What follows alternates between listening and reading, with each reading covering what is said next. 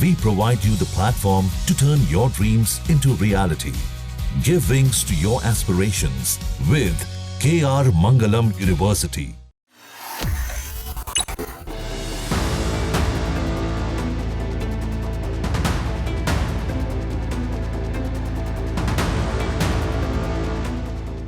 What should have been a historic celebration turned into an unimaginable tragedy in Bengaluru. A massive crowd gathered to mark Royal Challengers Bengaluru's first ever IPL title. But by the end of the day, 11 people were dead and dozens injured, crushed in a stampede outside the Chinnaswamy Stadium. Let's take you through the sequence of events, hour by hour. At 2 p.m., thousands of RCB fans, young and old, began gathering outside the Chinnaswamy Stadium well before the celebrations were scheduled to begin. Excitement was at fever pitch.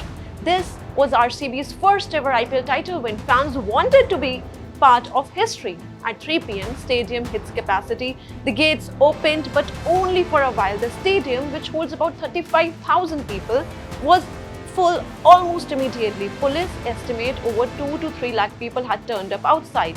By 3 p.m, with crowd pressure mounting, gates were shut. And that is when the situation began to spiral. 3 p.m. onward, chaos builds. Gates number 3, 12 and 18 were shut. Fans, many without tickets, some misled by social media posts, began pushing against barricades, with confusion over whether there would be a victory parade or just a stadium event. Frustration gave way to fear.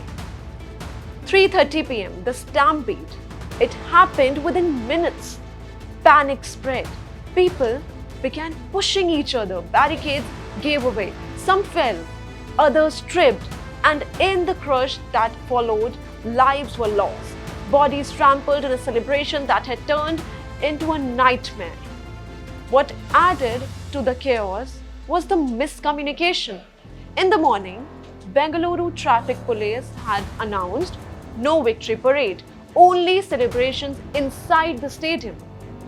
But at 3:14 p.m, RCB's official social media handle said there would be a victory parade at 5 p.m, followed by stadium celebrations. They even announced limited free passes online.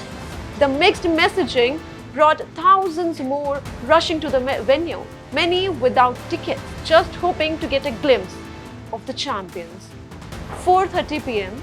was the gathering at Vidhan Soda.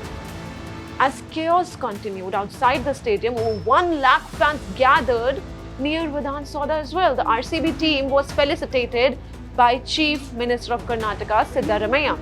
5:30 p.m. Team arrives at the stadium. The RCB team made its way to Chinnaswamy Stadium to a deafening welcome. Thousands of fans, but the cheers couldn't drown out the sirens. News of the stampede had begun spreading. Celebrations dimmed. Players left by 6:30 p.m. 6:30 p.m. Casualties confirmed. At first, 2 deaths were confirmed, but as rescue teams searched the area, the numbers grew. By the end of the day, 11 people were dead, 47 others, including several young students, were injured. Emergency responders worked through the evening. The city that had dressed up in red and gold now mourned in silence. They had come to celebrate a cricket victory. They left with bruises, trauma, and for 11 families, unimaginable loss.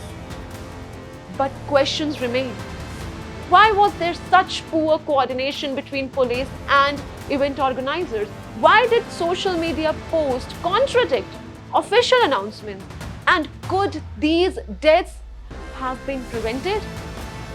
There must be answers, and more importantly, there must be accountability, because this should never have happened.